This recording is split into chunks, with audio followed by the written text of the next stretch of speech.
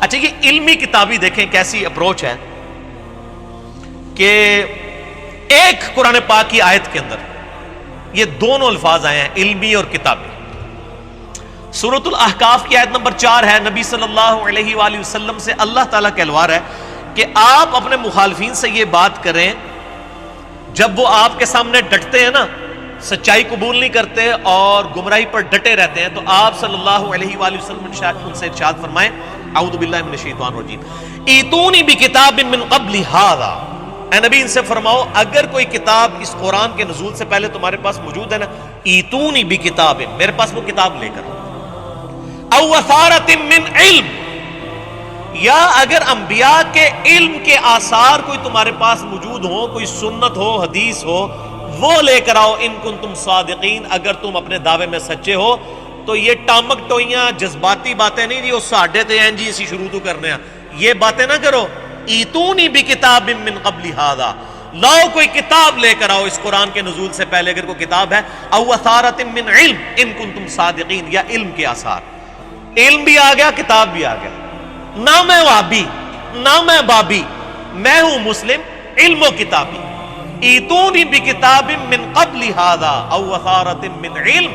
ان کنتم صادقین۔ انجینئر صاحب دی ہر گل کتاب و سنت تو ثابت ہوتی، میں علمی کتابی شعر بھی قرآن و حدیث تو ثابت کر رہا ہوں۔ ظاہر ہے کہ وہ کہتے ہیں نا جی جو بزرگوں کی تعلیمات قرآن و سنت کے مطابق ہوں وہ لے لینی چاہیے، تو سر جو ہم تعلیمات رکھ رہے ہیں اس کو کتاب و سنت سے ثابت بھی کر رہے ہیں تاکہ آپ اسے لے لیں انشاءاللہ تعالی۔ اچھا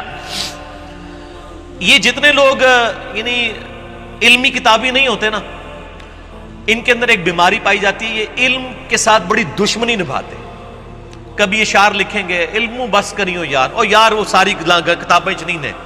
وہ کچھ سینہ بسینہ بھی چلتا ہے۔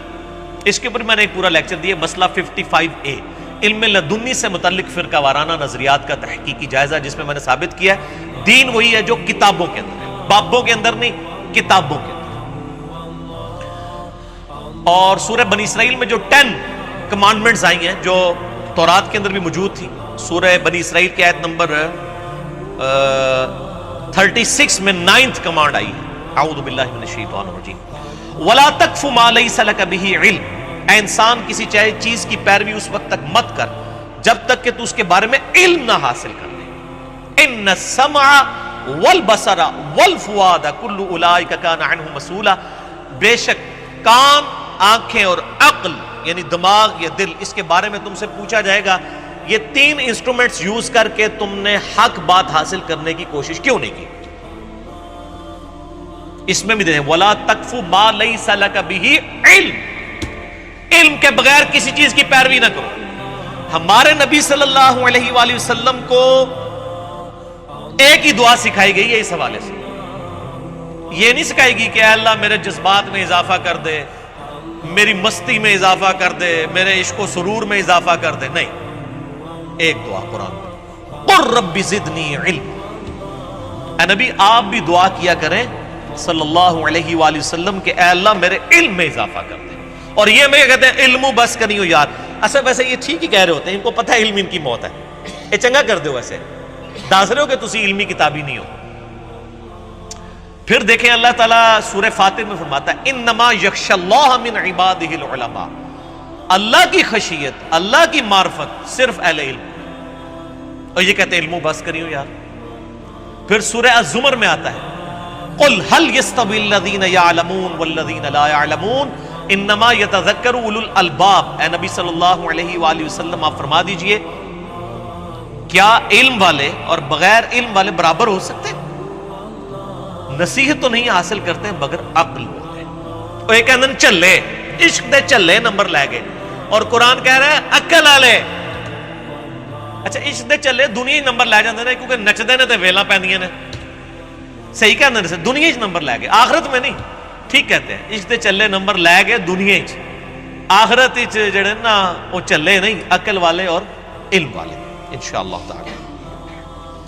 باقی میرے بھائیوں، نبی صلی اللہ علیہ وآلہ وسلم کا حجۃ الوداع کا جو خطبہ ہے صحیح سند کے ساتھ کتاب العلم چیپٹر میں المستدرک للحاکم میں انٹرنیشنل نمبر کے مطابق 318 318 نمبر حدیث ہے۔ ابن عباس کہتے ہیں کہ نبی صلی اللہ علیہ وآلہ وسلم نے حجۃ الوداع کے موقع پر فرمایا، میں اپنے بعد تم میں دو ایسی چیزیں چھوڑ کر جا رہا ہوں جن کو مضبوطی سے پکڑ لوگے کبھی گمراہ نہیں ہوگے، ایک اللہ کی کتاب ہے اور دوسرے اس کے محبوب صلی اللہ علیہ وآلہ وسلم کی سنت۔ اب یہ اللہ کی کتاب اور سنت، آپ صلی اللہ علیہ وآلہ وسلم کے سامنے حجۃ الوداع کے موقع پر ہزاروں اصحاب تھے، آپ یہ بھی کہہ سکتے تھے میں ان کو چھوڑ کے جا رہا ہوں، آپ نے نہیں فرمایا، کیونکہ ان کا سٹیٹس بھی وہی ہونا تھا۔ نبی علیہ السلام فوت ہوئے 11 ہجری میں، 13 ہجری میں سیدنا ابو بکر بھی فوت ہو گئے، اگر ابو بکر کے حوالے امت کو کر کے جاتے تو انہوں نے بھی تو فوت ہو جانا تھا۔ پھر 24 ہجری کے اندر سیدنا عمر بھی شہید ہو گئے، 35 ہجری میں سیدنا عثمان بھی شہید ہو گئے، اور 40 ہجری میں سیدنا علی بن ابی طالب بھی شہید ہو گئے، خلافت راشدہ ختم ہو گئی، اور آخری صحابی ابو طفیل عامر بن واثلہ المتوفى 110 ہجری 110 ہجری میں آخری صحابی نبی علیہ السلام کی وفات کے 100 سال کے بعد فوت ہوئے، ابو طفیل عامر بن واثلہ رضی اللہ تعالیٰ عنہ۔ آج آخری صحابی کو بھی فوت ہوئے نا میرے بھائی، 1329 سال گزر چکے ہیں آخری صحابی کو فوت ہوئے، کیونکہ 1439 ہجری چل رہا ہے۔ تو نبی صلی اللہ علیہ وآلہ وسلم اگر کسی شخصیت کے حوالے کر کے جاتے تو اس نے فوت ہو جانا تھا، آپ ہمیں کتابوں کے حوالے، کتاب اللہ اور سنت کے حوالے کر کے۔ اور پھر دیکھیں غدیر خم کا جو خطبہ ہے، صحیح مسلم میں اوپر تلے 4 حدیثیں ہیں، فضائل علی والے چیپٹر میں انٹرنیشنل نمبر کے مطابق 6225 سے لے کے 6228 تک، اپنی وفات سے تقریباً 1.5-2 مہینے پہلے آپ نے حجۃ الوداع کے بعد مدینہ شریف واپس آتے ہوئے خم نامی گاؤں میں پانی کے لیے پڑاؤ کیا اور کنکلوڈنگ گفتگو تھی، اونٹ کے پالان کا ممبر رکھا گیا، اسے غدیر خم کی حدیث کہتے ہیں۔ اس پہ میرا یوٹیوب پہ کلپ ہے، میں نے 8 طرق اس کے اہل سنت کی کتابوں سے بتائیں، آج میں ڈیٹیل میں نہیں جاؤں گا۔ آپ نے فرمایا لوگوں آگاہ ہو جاؤ، میں بھی ایک انسان ہوں، قریب ہے کہ اللہ کا قاصد یعنی موت کا فرشتہ میرے پاس آئے اور میں اس کی دعوت قبول کروں، یعنی ہر شخص نے جانا ہے، میں بھی دنیا سے چلا، میں اپنے بعد تم میں 2 بھاری چیزیں چھوڑ کر جا رہا ہوں، ان میں سے پہلی چیز اللہ کی کتاب ہے، اس میں ہدایت ہے، اس میں نور ہے، تم اللہ کی کتاب کو پکڑو، اپنا تعلق اس کتاب کے ساتھ مضبوط کرو، اللہ کی کتاب اللہ کی رسی ہے، جو اسے پکڑے گا وہ ہدایت پر ہوگا، جو چھوڑ دے گا گمراہ ہو جائے گا۔ اور زید ابن ارقم کہتے ہیں نبی علیہ السلام کہتے رہے اللہ کی کتاب، اللہ کی کتاب، اللہ کی کتاب، لیکن امت نے کتاب چھوڑ دی، کتابیں چھوڑ دی، کتابوں کو چھوڑ دیا، بابوں کو پکڑ لیا۔ بابی نہ بڑھو، کتابی بڑھو، نہ میں وابی نہ میں بابی، میں ہوں مسلم علمی کتابی۔ اور پھر زید بن ارقم کہتے ہیں کہ نبی صلی اللہ علیہ وآلہ وسلم نے فرمایا دوسری بھاری چیز میرے اہل بیت ہیں، میں اپنے اہل بیت کے بارے میں تمہیں اللہ کا خوف دلاتا ہوں، اپنے اہل بیت کے بارے میں اللہ کا خوف دلاتا ہوں، اللہ کا خوف دلاتا ہوں، 3 دفعہ فرمایا، امت پھر بھی نہیں ڈری، نہ کتاب پکڑی نہ اہل بیت کے ساتھ اس نے سلوک کیا آپ کی وفات کے بعد۔ بہرحال آپ صلی اللہ علیہ وآلہ وسلم کی اس دعوت حق کو ہم یہ یعنی تکبر کے طور پر دعویٰ نہیں کر رہے، نہ ہم اس کی بنیاد پہ کوئی چندہ لے رہے ہیں، کوئی مسجد نہیں بنا رہے، کوئی فرقہ لانچ نہیں کر رہے، کوئی پارٹی نہیں بنائی ہے، کوئی ہاتھ نہیں چموائے، کوئی پاؤں نہیں چموائے، اللہ تعالیٰ پر اعتماد کرتے ہوئے بات کہہ رہے ہیں کہ نبی علیہ السلام نے اپنی آخری جو وصیت کی تھی نا، قرآن اور اہل بیت، اگر اس کو اس وقت الحمدللہ دعوت و تبلیغ کے حوالے سے کسی نے مکمل طور پہ دونوں چیزوں کو پکڑا ہوا ہے نا، تو الحمدللہ وہ اس پلیٹ فارم کی دعوت ہے۔ قرآن کی توحید بھی ہم بیان کر رہے ہیں اور اہل بیت کا دفاع بھی ہم کر رہے ہیں الحمدللہ۔ باقی اس میں کئی ایک اور باتیں بھی ہو سکتی تھی، میں نے بس صرف اس کو ایڈریس کیا کہ یہ میں جو سنی شیعہ سے مسلمان ہوا یہ اسی طریقے سے ہے کہ میں پنجابی، پٹھان، بلوچی اور سندھی سے پاکستانی کیوں ہوا، لسانیت کو ختم کرنے کے لیے۔ اس کا یہ مطلب نہیں میں پنجابیوں کو یا پٹھانوں کو یا سندھیوں کو میں پاکستانی نہیں مانتا ہوں،